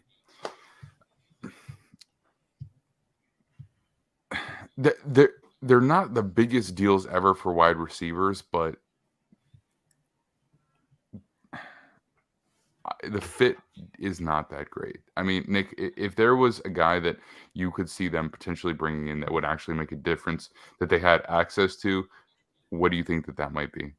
Well, first thing is, I think Jeudy benefits most of maybe any player from hiring Sean Payton. Like, I think the system they were running for Jeudy last year was terrible for him, and now they're going to get more spread looks, and that's going to help him a lot. And I like Sutton. I think Sutton's a good receiver for Russ, but the direction they're going in, he's not going to be the guy you necessarily want in that offense. A lot of quick in-cutting routes. He's not really that guy. He's more of we're running fade balls, curls, and see what you can do going and getting the ball. So honestly, like more Jeudy's is what they want. If Zay Flowers was there at 29, like I think that's a really good fit for that offense. I love Zay. They don't have 29 anymore, though. They don't have 29 anymore. You're right. For Sean Payton, they don't have a pick till the 3rd round. And you know why? I'm getting confused because I'm thinking of the Saints, and I'm like, oh, the Saints pick 29. I'm like Sean Payton, that's the offense though that they would run. So they need that type of player though. A guy who has the versatility to play slot and outside, which I think Jeudy is. They want more of those. Obviously, John's going to make the money work. What's Odell doing? That's an interesting one. Does he want to go play with Russ? Yeah. I mean, at this point, I don't know. Maybe. Maybe if he gets paid enough, who knows? But yeah, I mean that's the question. They've got to fix the offense, and if that means spending, I really do believe that they will. I truly do believe that they will. The amount of money that this ownership group has is far more than some of the other ownership groups combined. Honestly, they are ridiculously wealthy. Sean Payton has been used to his front office bending the rules of the salary cap as far as it will go. I don't think he'd go here if they didn't make some kind of commitment that was going to be the case. So when you look at their cap space right now, I don't think that matters that much. I think they're going to make moves to create space and bring in players. And so I don't think really anybody's truly off the table here. I also don't think the Chiefs would care about trading Orlando Brown Jr. to the Broncos. I really don't think they would. I think they'd be like, look, we're fine to give them to you. We don't think this is going to make you better than us, and we'll take your draft picks. I'm not saying it's going to happen, but I would suspect that would be their outlook on that. So you never know there either. But I think that those are all the thoughts that I have on the Broncos. Because my take on Russ doesn't need to be rehashed at this point, I think. But Anything else, fellas, before we move on to another team here? Let's go another one. All right. Let's talk about the Las Vegas Raiders. The Raiders had a disappointing year last year. They have officially released Derek Carr. They don't have an answer at quarterback at this time. So I think it's interesting that you didn't put quarterback as a need here. Yeah, I was thinking about that. I forgot about quarterback here. But I think, to some degree, there's a lot of teams that you could put quarterback for, and then that becomes the all-encompassing conversation. They have a pick in the top 10. They do need to get that offensive line to be better. They've made investments there prior to this regime. Didn't necessarily work out the way that they wanted to. They traded away some of the guys that they had when they had a good offensive line. Gabe Jackson, I think is his name. They traded him to the Seahawks. They traded away Rodney Hudson to the Cardinals. They ended up releasing the player that they drafted in the first round last year, Alex Leatherwood. So, and they paid Colton Miller. So their vision for that offensive line rebirth didn't exactly work out how they wanted to. Obviously, new coaching staff, new general manager, but they need to get better. And I don't think that they were atrocious last year, but they needed to get better, and they also need a quarterback. They could use a better corner, especially with the kind of system that they run there. Coverage, especially man coverage, is prioritized, and I wouldn't say that they had a guy who was really that kind of player. And the interior defensive line, not really good enough to stop the run. So I think this is a team where there are probably more questions than the average Raiders fan would like to accept. You know what I mean? Even if they're realistic, it's like, you got to try and talk yourself into this being competitive. But how many pieces do they have to add for this to be a good team? I'm actually going to come to Kyron first here because I want to quickly talk about the O-line. So do you think that this is a unit that needs substantial pieces to get better, or they just need a signal caller that's going to make their jobs easier? What do you think? Well, I actually think the offensive line significantly overperformed this year, especially for what we thought they were going to be. They had the number one, they had the leading rusher in the NFL this year. Derek Carr, I think he still threw for over 3,500 yards this year. I'm not 100% sure. So maybe somebody can, let me know on that. But I think the turnovers hurt them more than anything. I mean, he definitely got hit a decent amount, but I think the offensive line held up fairly great. I mean, you can't, for what they had, I thought they significantly overperformed. I think they can make a couple tweaks here. I think you can see an upgrade at the tackle position. I do like Dylan Parham inside. I think he's going to grow more going forward. I think that they have good bones. You can always make a significant upgrade. I think tackle would be fine, but I think they could go get a tackle. I keep saying his name, but I think Asaya Malu, if you go get Asaya Malu, he's a significant upgrade from what you have there. I don't think they need a significant overhaul at all. I think they showed that they could be very solid at the point of attack in the run game, fairly, really good run blocking, and they're sufficient pass blocking, but I think they can make a leap and be really good pass blocking. So the thing with the Raiders is they have a ton of money and they have a ton of picks. So you can address a lot of needs either through the draft or you can go get guys. I think they're in a very good spot. And I don't think they'll end up, trading or signing a free agent quarterback. I think they'll draft a quarterback. I think, Anthony Richardson or Will Levis will be there, one of the two.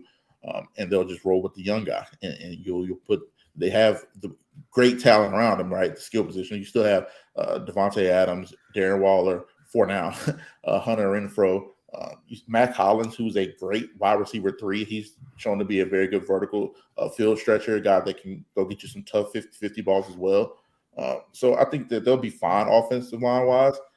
They just need to maybe, I think, get a veteran guy for inside, and you probably take a chance on a left tackle or a right tackle in that second round with that second-round pick and throw them out there and let them go. The thing I just want to say about that, excuse me, real quick, is that they have a lot of free agents as well. Mac Hollins is scheduled to be a free agent. Alex Bars, Hronis Grasu, scheduled to be free agent. So in terms of that right guard spot, they don't really have anybody set in, so they're going to have to pay somebody there. Jermaine Illuminor is scheduled to be a free agent. So Thayer Munford, their 7th round pick last year, is currently slated to be their starting right tackle. Keelan Cole, wide receiver, is scheduled to be a free agent. So right now, their wide receivers under contract, aside from just like the reserve futures players, Devontae Adams and Hunter Renfrow, and that's it. Jared Stidham scheduled to be a free agent. Josh Jacobs scheduled to be a free agent. So, and then you look on the defensive side, Jayon Brown, Denzel Perryman, Micah Kaiser, like their primary linebackers, aside from Diablo, are all scheduled to be free agents. Anthony Everett, Duron Harmon, Rock Yassin, a lot of these guys who played for them last year are all scheduled to be free agents. So yeah, they have money, but they need to make a lot of additions, and they can't, even though they have a 1st, 2nd, 3rd round pick, like even if you expect all those guys to start, there are a lot of players that they've got to bring in free agency to have just bodies. So I think that money's going to go faster than you would think. I just wanted to say that. But Nick, what are your thoughts on this roster, and where do you think is the most urgent place where they need to invest? Well, you're right about quarterback. I don't know how that one slipped my mind, but you could slot that one in front of O-line. But there's going to be I had the question set up, so apparently I don't know what happened there. Who's the quarterback? Right. They're probably going to draft someone early. I would assume that's the direction we're going in, based off of Kyron saying that. They cut Carr because of money, right? So why are they going to go out and pay somebody? It just doesn't make sense. I think they might inquire about Garoppolo to see maybe if he wants to play cheap there because they know him. But if they don't, I would be very confident in them bringing Jared Stidham back probably for a good, money for a backup QB, and that being something in the $3 to $4 million range, cheapish, just because they seem to like him. They gave him some games at the end of the year, and I think he's like a decent player that if you're trying to maybe sit a guy for a couple of games, you put him in there, but ultimately Levis or Richardson, maybe Stroud, depending on if he slips. Some people have him slipping in draft. Will be a guy they go get. I don't think they're going to be involved in trade-up possibilities because of what we just talked about, like limited resources, and you need those draft picks. So, I think there'll be a rookie QB team. And then, invest in the O-line, probably some money. Go check out Kyron's brick wall breakdown of Isaac Seumalo because he really likes him, and they probably talks good about him in that video. So just go check that out. That'll be a guy that they might look at. But, I like Parham. I think he's a good developmental player. I thought Thayer Munford played pretty well last year for a 7th round guy. He had the pedigree to be something if they gave him some time. So, you might rather have him be a swing tackle than a starter next year, but I don't think it's the end of the world if he has to play. They did some good things here along the O-line based on what they had roster wise in terms of unblocking. But I think they did a lot of, kind of shortening the dropbacks of Carr, getting the ball out quicker. His yards per attempt dropped from 7.7 last year to 7 this season. He was getting the ball out quicker and faster, shorter. That helped them out a bit as well. And that'll continue depending on who the QB is. I think with Levis, you'll see a little more quick game. I think with Richardson, you'll just see them run the ball more. Stroud, you could do a quick game as well. It somehow ends up being Bryce Young, though, so you could do that as well. But I think that'll be a big part of their offense. Because Devontae Adams is there, the focus has to be on the offensive side of the ball. I mean, he is just still a blue chip player in the NFL. He is probably on his own the best receiver in the NFL still. Everyone's hyping up Jefferson and some of these other guys, but just he's the best receiver in the NFL. Considering what Adams did last year, based on what was going on in this team, he was unbelievable, just kind of improving as the year went on in a situation that wasn't perfect. And like we said, they were getting the ball out quicker, and he still was a downfield threat for them and could create after the catch. And he made their offense go. So you might be looking at receiver too. If they want to win games this year, that's got to be the side of the ball that they're good at. Defensively, they're going to have to fill in. They're going to have to find some cheap veterans. I think some of these guys might be willing to come back just because they've been here for a few years and probably like the coaching staff. But it'll be interesting to see what bargain hunting they can do on the defensive side of the ball. There's always guys that are available, like Rock Yassin. I wonder what his price tag is looking at. I don't know what his APY on over the cap is, but that's a guy who I think, if you get affordable deal, plays really well for what he's been to this extent. He has struggled for 3 years and then really has kind of been good the past couple of years. That's an interesting player.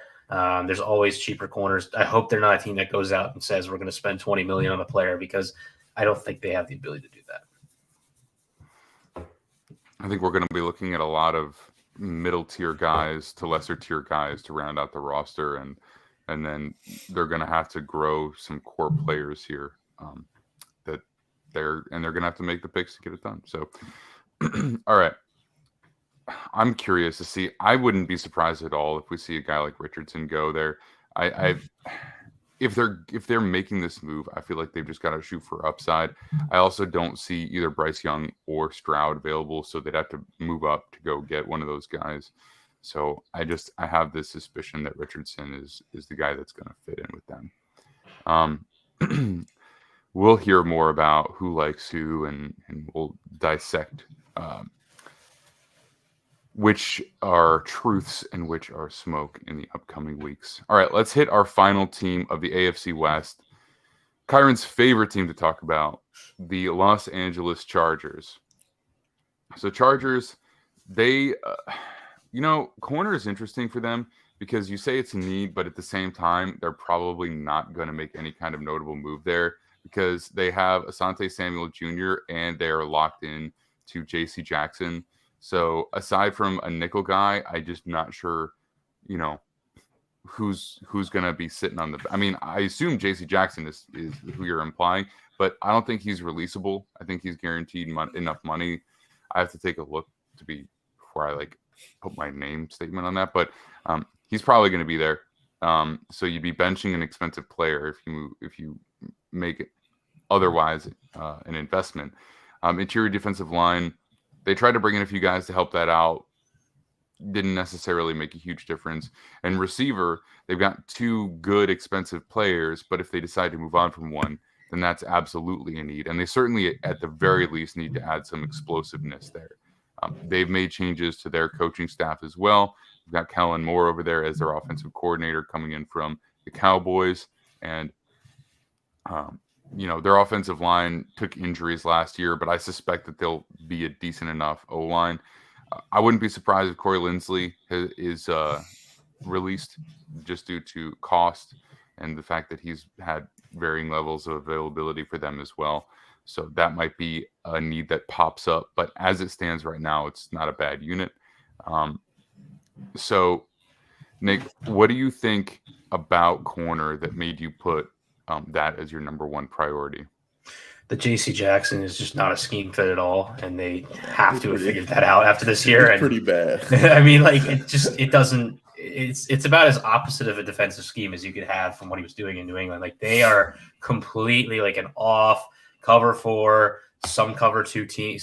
They're not even playing 2-man, which is ultimately how you would take advantage of that guy in this system, and they are trying to keep everything in front of them and prevent any big plays from occurring. Whereas in New England, it is attack. We're trying to get turnovers, and he's a big physical corner, and that's what he does, right?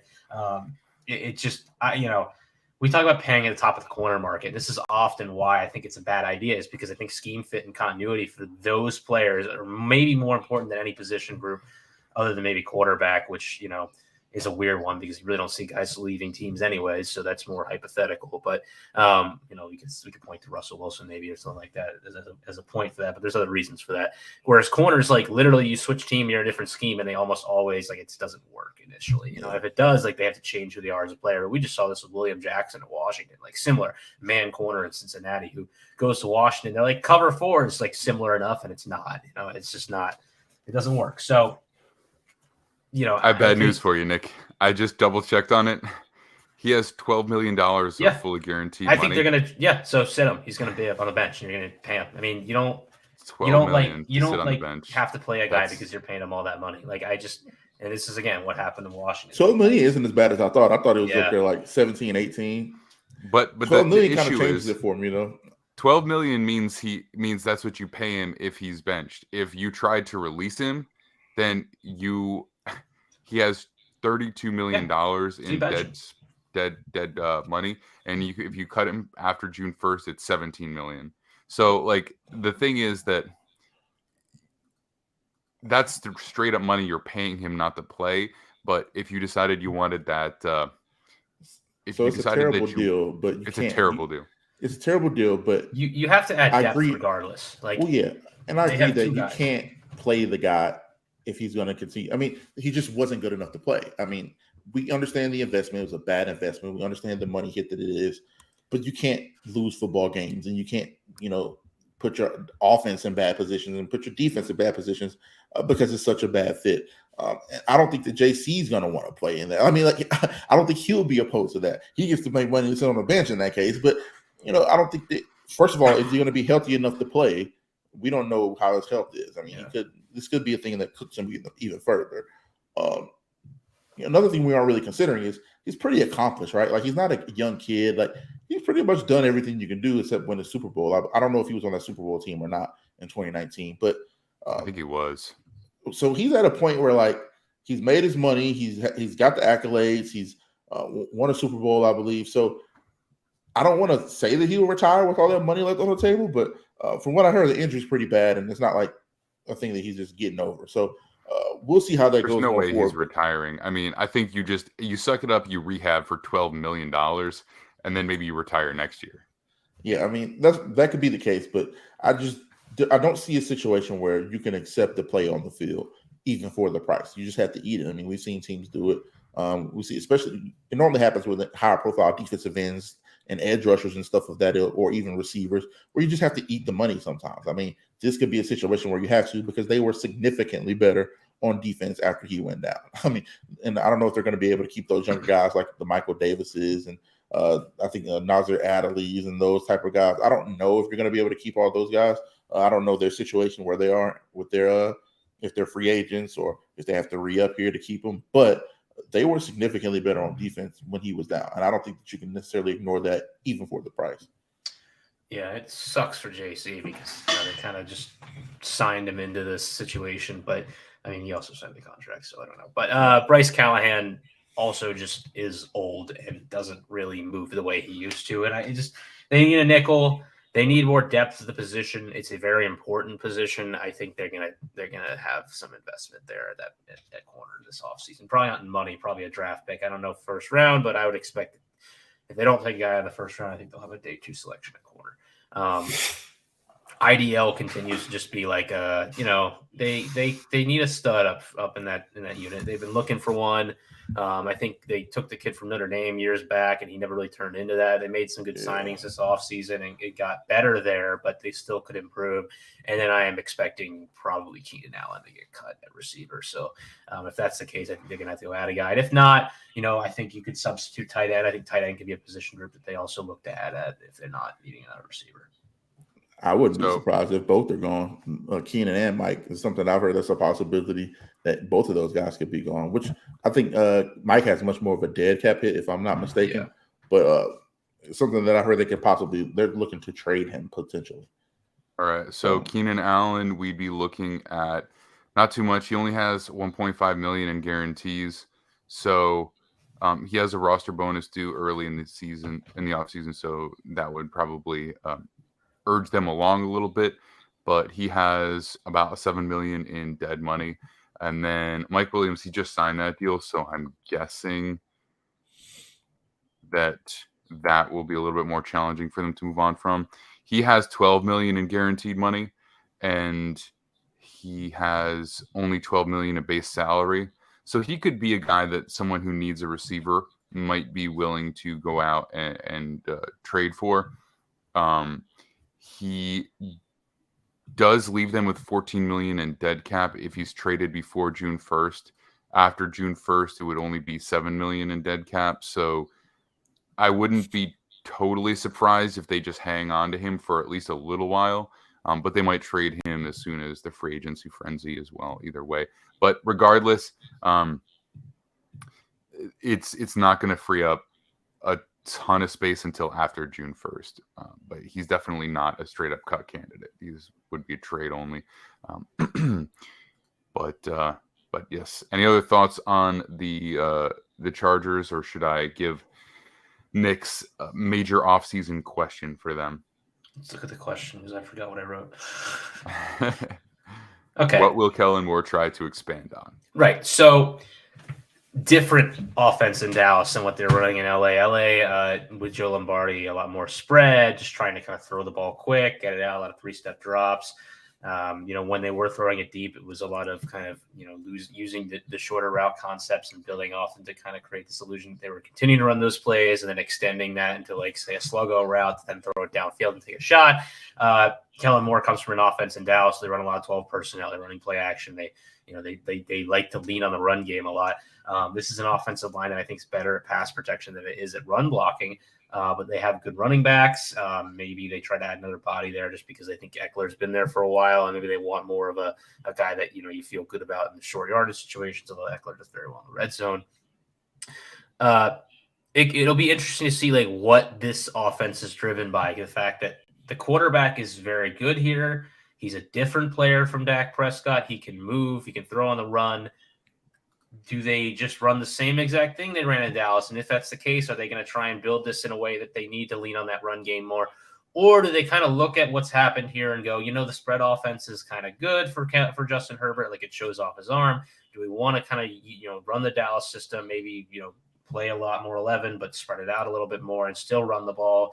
But, maybe we do kind of keep a little bit of the things we had in the past, because the thing you got to think about here is Herbert's development curve, right? Like, the offense hasn't been good for him, but it's also what he's used to. And I don't know that you necessarily want to turn everything on its head here for him.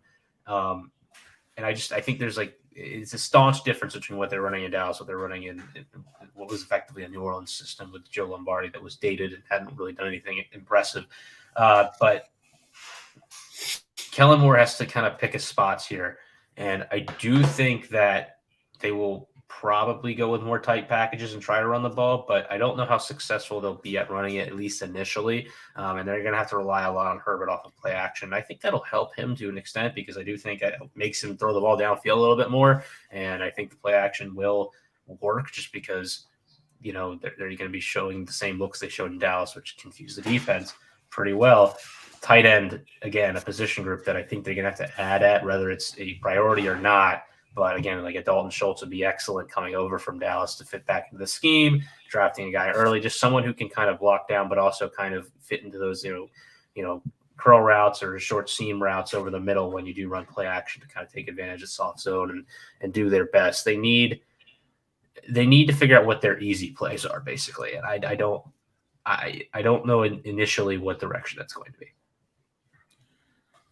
Well, listen, the only thing I'll say about Kellen Moore, I know what's going to happen here is Herbert's going to have the easiest throws he's ever had in his career. He's had the difficulty level in throws that he's had to take to be even consistently moving the ball down the field is easily the highest in the NFL the last 3 years. Mm-hmm. So the fact that he's finally going to get some layups, I like to call them layups. He's finally going to get some layups, bro. Like, look how many layups Dak had over the last couple of years. Look how many easy throws he created for him. The fact that Herbert is finally going to have this in his career is something that we haven't seen from him. And I'm really excited to finally see a guy that can scheme up easy throws. He's not just going to run stick every time. He's not going to throw 50-50 balls up, or he's finally going to have a guy that uses all of the weapons to their full potential.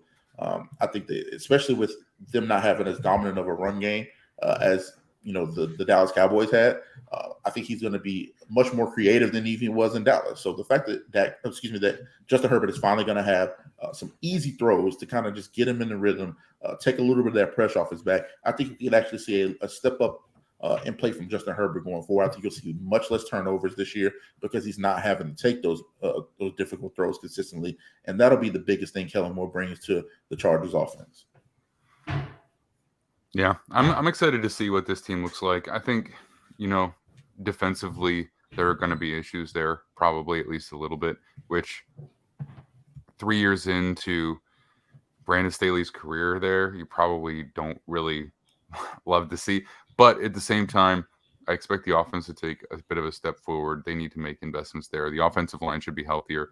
And I think schematically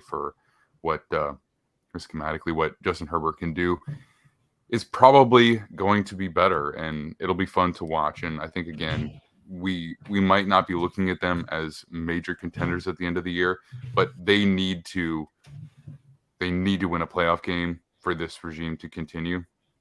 Probably also the same for their GM. What's his name? Do you remember off the top of your head? Telesco, yeah, he's been there Telesco. for a while. He's been there since, I want to say, 2012 or 2013. So they need some success under him if that's going to continue. So I think this is a big year for those guys, and this is probably the only one where there's a real risk of them moving on, because if we are correct about the Raiders drafting a quarterback in the first round early, that probably builds them in a little bit of cushion as well.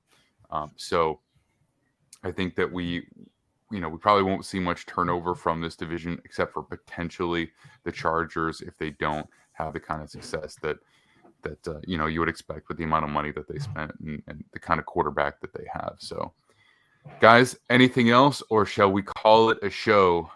It was a good one. Watch more offensive line tape. That's all I say to everybody out there. Just watch more offensive line tape, man. Look, if you want to watch more offensive line tape, come check out the YouTube channel. We have our brick wall breakdowns. Kyron and I are reviewing the offensive line tape for impending free agents. We'll also be looking at the upcoming prospects as well on an individual basis. Nick and I are doing prospects for all the other position groups. So right now we've got some quarterbacks up. We've got Jalen Carter up. Got a couple of wide receivers. Should be up real soon. And we'll keep going on from there. The goal is to have close to 50 of the top prospects done with individual film reviews. So I think we're on pace for that right now. But either way, we're going to have a lot out. Check it out. You can find us every Monday and Thursday live. You can also find us on Defiant Takes Football as a podcast feed as well. If you want to listen to just audio, you're in your car, you're driving places, you're doing stuff, then you can find us there. Want to shout out Noah Ashley, our producer, at No Ashtray Sports. Nick, we've got you at Nick with Sports on Twitter, and you can find all of his written work at Defiant Takes Football, where he is our director of draft content and scouting. Kyron, you can find everywhere. As he would say, he's got a link tree in the bio on Twitter at Kyron Samuels. He is our offensive line expert and insider, so he's always giving us tidbits and nuggets from around the NFL and the NCAA landscape. And if you want to know about offensive line play, he's your guy. All right, guys, it's going to do it for us today, and we will be back this Thursday.